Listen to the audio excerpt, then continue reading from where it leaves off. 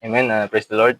The word says, says here in 2 Chronicles chapter 7, verse 14, and if my people who are called by my name humble themselves and pray and seek my face and turn from their wicked ways, then I will hear from heaven, forgive their sin, and heal their land. Amen. Praise the Lord for His word. Hallelujah. Kung saan ay ito po ay isang napakagandang encouragement po sa bawat isa, no? Lalo na sa mga sitwasyon ngayon sa ating bansa na kung saan ay nakaranas po ng mga dilubyo, no? Ng mga lindol, bagyo, no? Na napakaraming sakuna, no? Sa iba't ibang dako ng Pilipinas. Amen. And ngayon ay dito po makikita po natin, no? Isang pahayag ng ating Panginoon, no? Na kung saan ay sinabi niya po dito, no? Na kung isang kanyang mga anak, no? Ay tumawag at magpapakumbaba sa Panginoon, manalangin, no? At hanapin yung kanyang presensya. Amen. At tumalikod, no, sa kanilang kasalanan. Sabi ng Diyos, sabi niya, then I will hear from heaven, no? Papakinggan niya, no, mula sa langit at patawarin sa kanilang mga kasalanan, no, and forgive their sins and heal their land. Amen. At kanyang palain, no, yung kanilang lupain. Amen. Ito po yung napakagandang salita ng Diyos, no, na kung tayo bilang tao ay lumapit sa Diyos, no, magpapakumbaba, no, at manalangin, no, at hanapin yung kanyang presensya ng buong puso, no, ay nandyan po yung Panginoon na siyang makikinig, mga kapatid. At sabi nga dito, no, na kung saan pag tayo ay humanap sa Panginoon, no, kailangan tayo magpapakumbaba, no. Kung saan yung puso natin na naglolonging sa Panginoon na kailangan natin siya, no, sa ating buhay. We need Him. No? We need Him to guide us, no, to direct us in our path.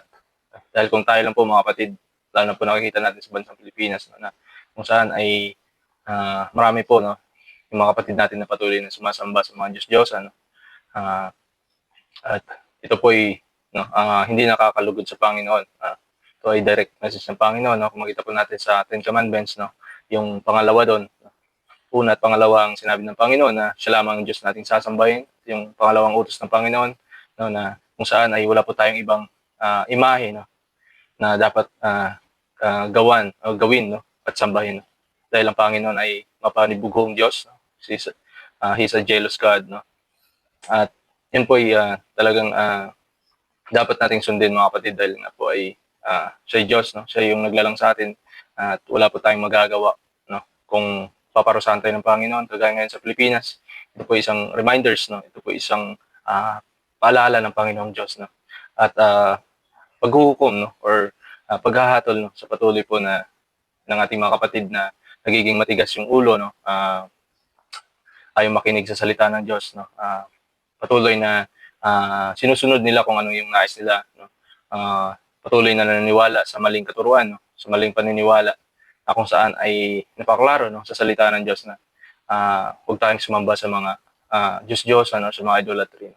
Dahil ito ay abomination, ito ay pag-iinsulto sa ating Diyos. Imagine, no, na yung Diyos na naglalang sa atin, naglalang sa mundong ito, no, sa buong kalawakan, no, ay talikuran natin, no, at sumamba sa mga Diyos-Diyosan. At yun po ay napakasakit po sa Panginoon. No? Ang una, ang ating Panginoon ay mapagmahal na Diyos, no? Binibigyan niya tayo ng pagkakataon na magbago, no? Binibigyan niya ng warning ng bawat isa, no?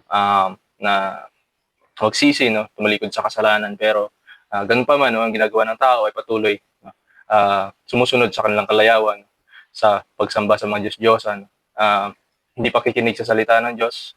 At ang totoo po niyan, mga kapatid, no, pag sinusuway po natin ang Panginoon, no, kagaya niyan, pagsamba sa Panginoong Hesus, no, gumagawa yung tao ng kanyang imahe, no, yan po ay, ang totoo niyan ay hindi po nalulugod ng Panginoon, bagkus ang Panginoon ay namamakpo yung kanyang pangalan, no.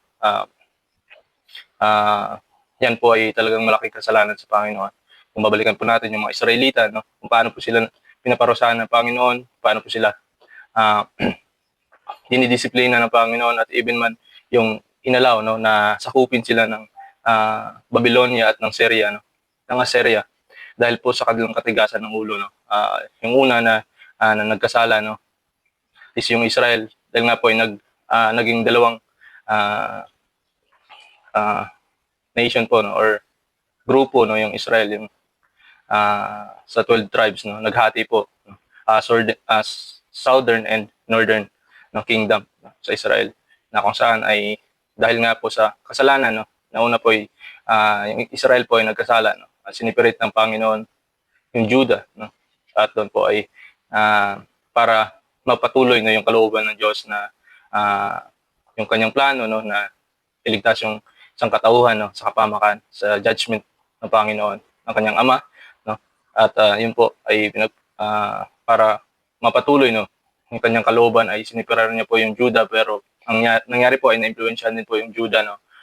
Sila po ay patuloy na sila ay sumunod, no, kung ano yung ginagawa ng Israel, no. Sila po ay sumunod, no, sa pagsamba sa mga Diyos-Diyosan, no, sa uh, uh, pagsunod sa kung anong mga kautusan ng ibang bansa, no. Even man po yung pagpili nila ng hari, no, na instead na yung kanilang hari ang ating Diyos, no. Pero sinunod nila, no, sinuway nila yung Panginoon.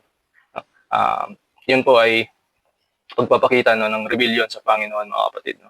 Pag hindi po siya yung ating tunay na sinasamba, no, hindi po siya yung ating tunay na pinapapurihan, no, yan po ay pagpapakita ng rebellion sa Panginoon, at ang resulta po ay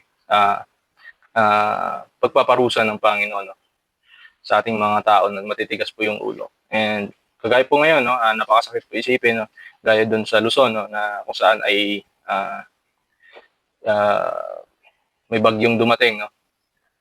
Pero dahil nga po doon, no, sa kumakita po natin sa Luzon is yung nandiyan po yung Sierra Madre, na yung matataas na bundok na nakaharang, no, sa harap ng Pacific Ocean, no, doon sa Luzon, no.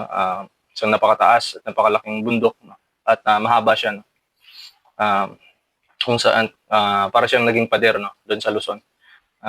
Yun po ang nangyari, no, yung mga tao na instead na papurihan yung Panginoon, no, sambahin, pasalamatan, dahil nga po ay hindi po sila na sobrang natamaan ng bagyo, no. Ang nangyari is mas pinurihan pa nila yung Sierra Madre, no, ang bundok ng Sierra Madre. Dinakila, pinasalamatan, no, at kung makita mo sa social media, no, halos makita mo sa mga tao, nakikita doon na yung papuri nila, pasasalamat, no, dahil sa Sierra Madre, at gumagawa pa sila ng yung parang isang imahe, no, ng isang mga goddesses, no, na kung saan napakita na yun yung nagprotekta doon sa kanila, no.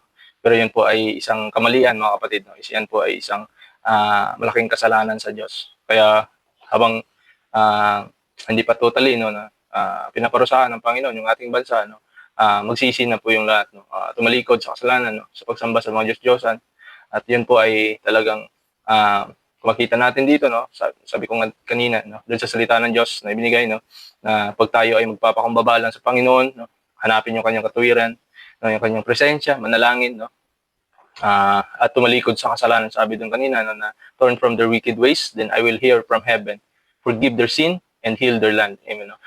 Pagpalain, no, ng Panginoon, i-restore ng Panginoon yung lupain, no, and I believe na yung Pilipinas, pag ang buong Pilipinas ay sumamba sa Panginoong Diyos, no, talikuran yung makasalanan, no, magbalik loob sa Kanya ng buong puso, amen, at talikuran yung mga idolatry. I believe na isa pong malaking pagpapala yung Pilipinas, at hindi lang siya maging pagpapala sa ating bansa, kundi sa ibang bansa, no, na siya po yung maging pagpapala at maging isang bansa na maghahayag kung gaano po kabuti yung ating Panginoon. Kaya encourage everyone, no, sa lahat po ng mga kapatid natin na patuloy pa rin na sumasamba sa mga Diyos-Diyosan, sa mga rebulto, no. Ngayon po, no, ito na po yung time na iwaksin niyo po, no, sunugin niyo po yun kung nais niyo, no. At yun po ay dahil po ang totoo, hindi po talaga yun yung kalugod-lugod sa Panginoon. At yung Panginoon naman, no, ay siya'y tapat, no, pag tayo ay buong puso na tumawag, humingi ng tawad sa Kanya. Sabi nga niya po, no, sa 1 John 1:9, no, if we confess our sins, He is faithful and just to forgive us and to cleanse us from all unrighteousness, no. Nandiyan po yung Panginoon para magpatawad sa atin, sa ating mga kasalanan, kung tayo buong puso na magpatawad po sa Kanya, no. At lilinisin niya po tayo, no, sa mga ating karumihan, no. Kaya kung makita po natin sa mga taong binago ng Panginoon, makita po natin na laki ng pagbabago sa kanila, dahil nga po tunay po na pag ikaw po ay lumapit ng buong puso sa Panginoon, humingi ng tawad, no? I-devote mo po yung sarili, no, sa Panginoon at sumunod, no? Tunay po na ikaw po ay babaguhin ng Panginoon. Yung mga dati mong pag-uugali, no, pamumuhay na hindi naayon sa Panginoon ay itatama ng Panginoon Diyos, no, sa pamagitan ng salita niya at sa pamagitan ng banal na espiritu na siyang magkukonvict sa atin, no, pag tayo nagkasala or pag tayo gagawa pa lang ng kasalanan, no, nandiyan yung espiritu na nangungusap, no, at yung kanyang salita na nagre-remind sa atin, no, pag ikaw ay gagawa ng kasalanan. Kaya yan po, no, encourage everyone, no, this is the time, no, that we need to return to God, no, to be faithful to God. Amen. Kung gusto po ninyo, no, gusto po natin na i-bless yung ating bansa, no, pagpalain ng Panginoon at magkaroon ng kaligtasan, no, maangkin, no, ma-receive yung buhay na walang hanggan, no, magsisi po tayo sa ating kasalanan, no, ng buong puso at sumamba sa Panginoon.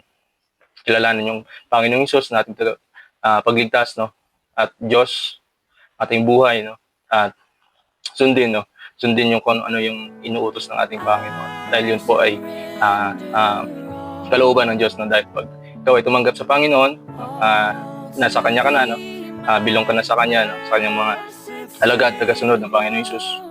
It means na hindi na yung mga buhay mo noon, no, yung ginagawa mo noon, ay hindi na yun yung ginagawa mo, kundi kung ano yun, na yung kalooban ng Panginoon. Dahil nga po ay nabilong ka na sa Panginoon, anak ka na ng Diyos. No? Ganun po, mga kapatid. No? Hindi po na tayo pa rin yung masusunod. Hindi po na kung ano po yung ginagawa nating kasalanan noon, patuloy pa rin natin ginagawa. Hindi po yun yung kalooban ng Diyos. Dahil po yung ating Panginoon, once again mga kapatid, siya po ay banal, siya po ay matuwid, no? Siya po ay walang kapintasan. Kaya ganun po, no, bilang mga anak niya, bilang makakilala sa Kanya, ay dapat sundin natin siya, no, kagaya ng Panginoong Hesus, kung paano lumakad yung ating Panginoon. Yun lamang po mga kapatid, God bless po sa lahat.